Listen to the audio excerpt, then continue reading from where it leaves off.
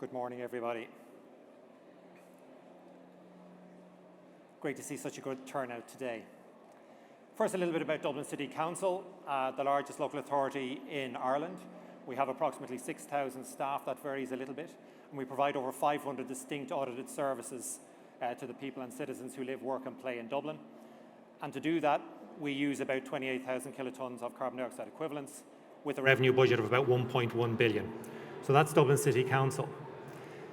Today, talking about the matter at hand, I'm going to speak just a little bit about the background, the problem as it presented to us, the question as to what the local authority role is, the research that we did to find out, to clarify the role, and then the strategy that we've produced, and then what we're doing in terms of implementation and moving on from there. So just to recap, I suppose we had our climate action plan with a programme for government saying 1 million vehicles on Irish roads by 2030. There was a local grant, there was assumed responsibility in terms of the role that the local authorities would take.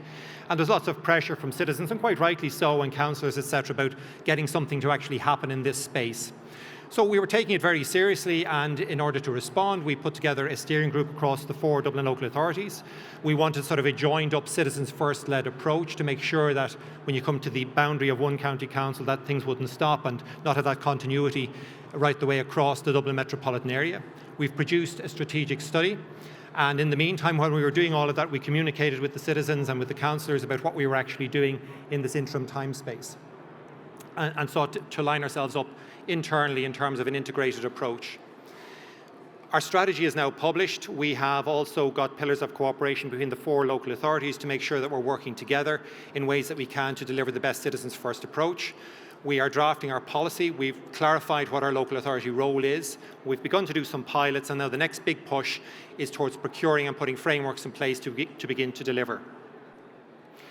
So why bother about all of this? I think it's always very useful when I give this talk is just to pause a little bit and to reflect why we're doing this. This is just some data that I pulled from NASA Climate Unit, looking at temperature anomalies from 1880 up to 2020. A temperature anomaly is very simply the difference between a baseline or an expected value from a baseline and the difference that's actually recorded. And we plot that, do a very simple linear regression, and the light blue line sloping from left to right going upwards basically tells us it's heading in the wrong direction. So that's why we're all here and we're doing this. And of course, transport is central to all of this. Transport is the big problem by mode and also by sector in terms of energy use. And it happens to be 42%. These figures are from the SEAI from 2019, the last year in which all of transport would have been regular before the pandemic.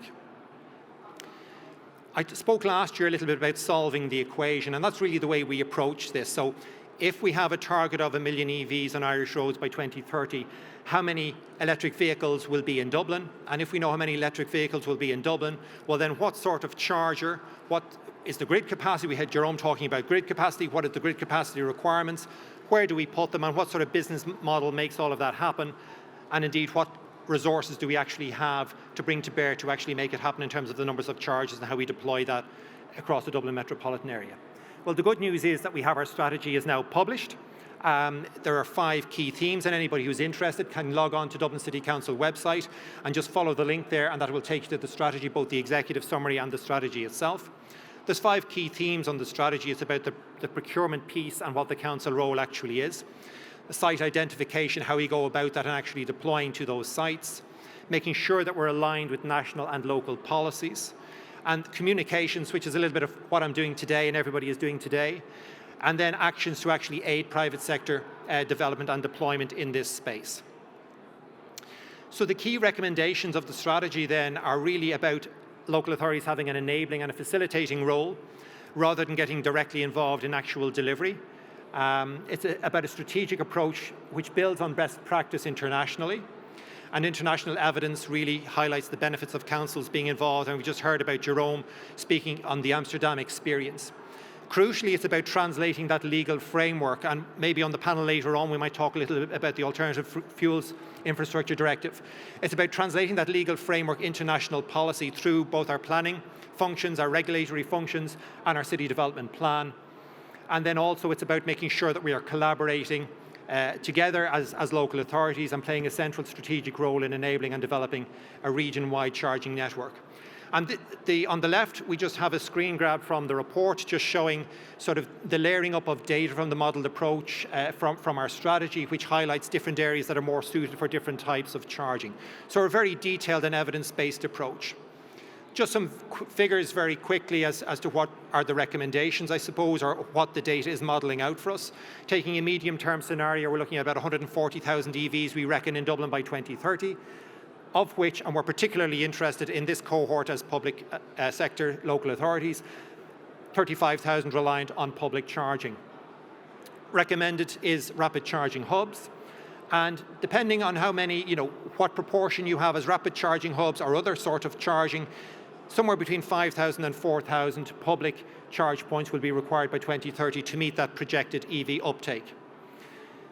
This could be at one end of the spectrum as few as 50 well-located rapid charger hubs with 10 chargers at each hub, or it could be a mix with a broader range of chargers as well.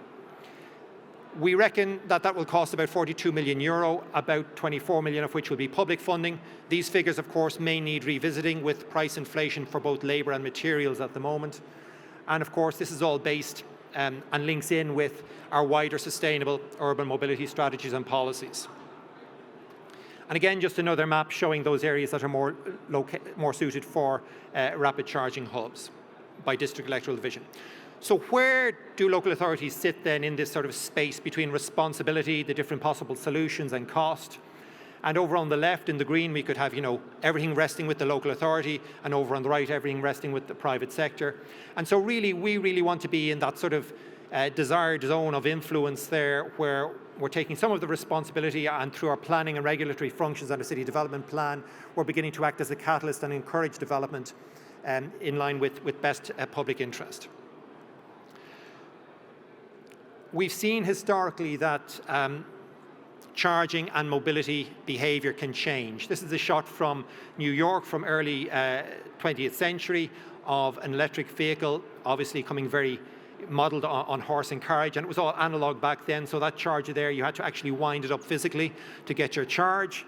And these models were very popular up until about 1912, when, of course, in Texas, oil was discovered, and here we are 100 years later trying to reinvent the wheel. But of course, charging technology changes, and batteries are changing, and cars are changing very quickly. And back in 2010, 2011, we would have had Nissan Leafs with 100 kilometres or so of range. And of course, we would have wanted charging range anxiety and would have wanted charges everywhere.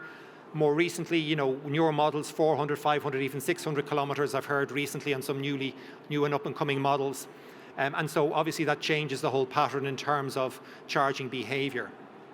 But of course, EVs are really only part of the sustainable mobility solution.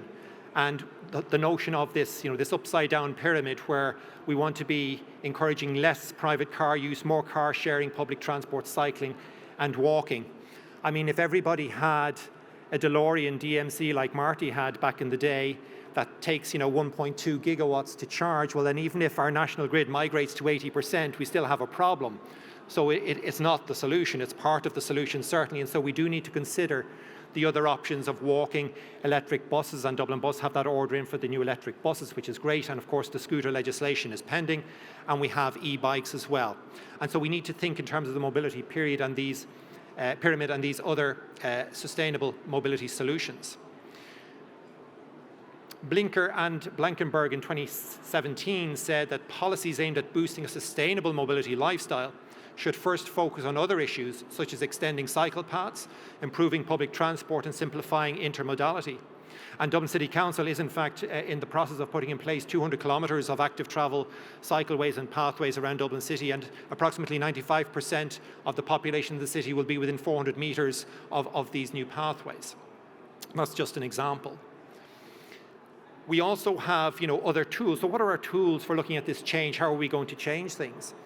This is just a screen grab from the Austrian government talking about avoiding, shifting and improving. So if you can avoid the unnecessary travel, do so. If you can shift to a more sustainable form of transport, well then do so. And then try and improve the efficiency or the sustainability of whatever form of transport you're using for whatever particular mobility choice you're making on the particular day. And of course, it is a dynamic model. It's not like it's fixed. So on any one day, people might have different mobility needs. And to make the responsible choice, I suppose, is what we're saying. And so on the right-hand side, we have the traditional sort of tools that would have been used in terms of subsidies, regulation, land use planning, educational campaigns, and technological improvements. There are also, though, some new tools as well on the block, and nudge theory is favoured at the moment, with behavioural economists. And really, it offers to governments a way of looking to respond to public problems with lesser regulation and at a way that doesn't really cost an awful lot more and doesn't really reduce equality. So an equitable transition is a very important part of what we're trying to do. And using some of this newer economic theory is a way that we can incorporate to help us to get to where we need to go. So what might that look like? Well, a mobility hub really is a way of looking at this from a modular perspective, where we're beginning to bring all of the different types of mobility into one space and making it easier for the public to make a responsible and sustainable choice for the mobility needs on any one particular day. And in this particular pictogram, we have public transport with the bus, we have electric bikes and regular bikes, we have cargo bikes, and we've got private cars or car share clubs charging. And so you get the idea that depending on the location and the particular needs, with this modular approach, you can bring together the different elements that might be required to facilitate the change that we're looking for.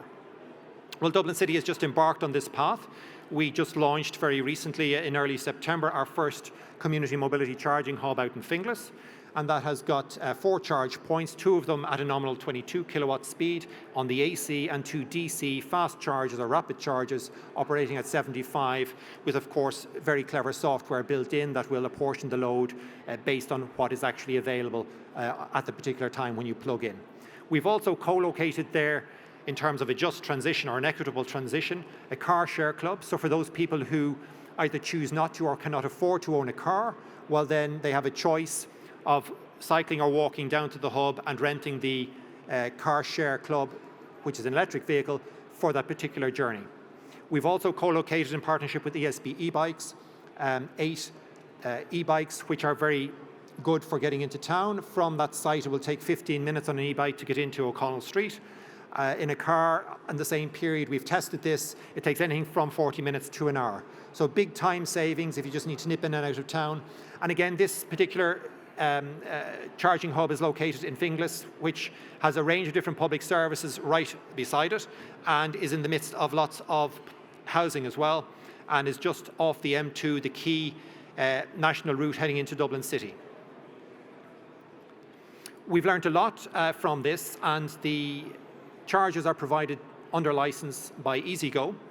And so what we've actually done on this site is, with funding from the department and ZEVI, we have put in place the electrical infrastructure out to the bolt-on and plug-in connection point for the chargers, and then under a license we've offered that out to the marketplace to come on board and to provide the charging infrastructure.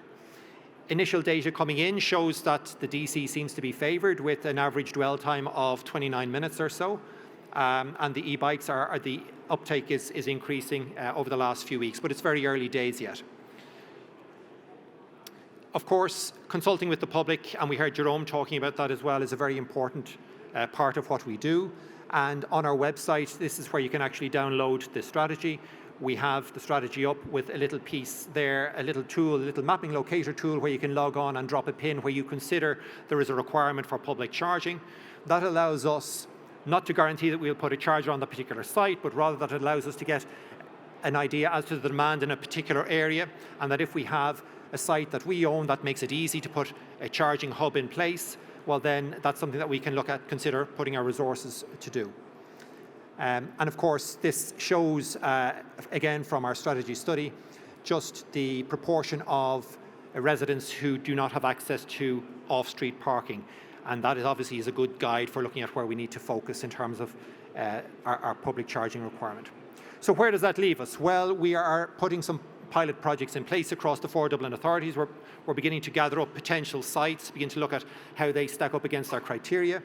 We are launching a procurement process. We're writing the various documents for that at the moment.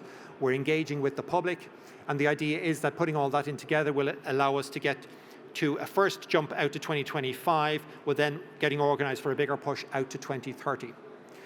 So that's really where we're at and what we've been doing and how we're beginning to look at changing the landscape. And really, I suppose the key lesson is that it's really about getting all of the partners together to construct a win-win scenario, because we are all in this space together. So thank you very much.